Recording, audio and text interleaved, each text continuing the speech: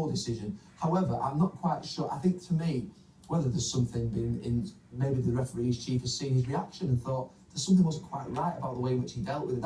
It does look strange the way in which he dealt with it, from being calm, all of a sudden think it's a red card. Which leads us to the questions tonight. Your questions via Twitter for Gary and for Jamie.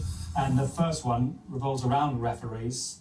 This one says, Jamie, this one for you. With some shocking decisions this weekend, do you think referees should come out and explain their decisions? We've had Mike Riley, the chief, telephoning Steve Clarke after what happened at Stamford Bridge. I think it's something managers and players at times we always ask for. Now, I don't really know the referee's side of it, why they don't do it. I mean, are they leaving themselves open to even more questions? Maybe if someone panics in front of the TV, they say the wrong thing. I mean, I think at times when there's decisions that no one can quite get their head around, and that is a perfect one, maybe it might work to just explain. I think maybe then Gus Poyet, the Sunderland people, Wes Brown may understand a little bit more. We don't know if they meet in private in the referee's room after the game and they chat then.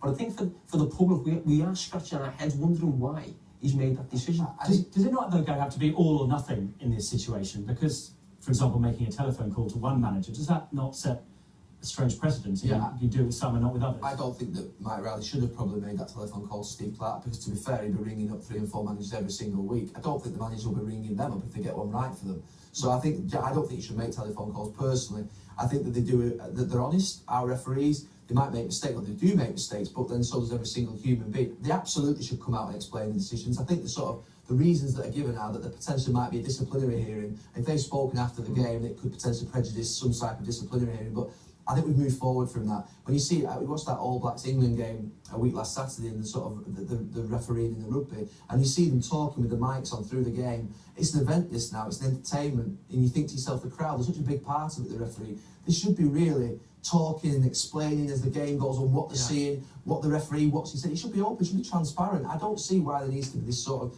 prehistoric approach to it. And to be fair, if they make a mistake and say the wrong thing, well, so what? I mean, that's exactly what human beings do, but at least everyone understands their thinking.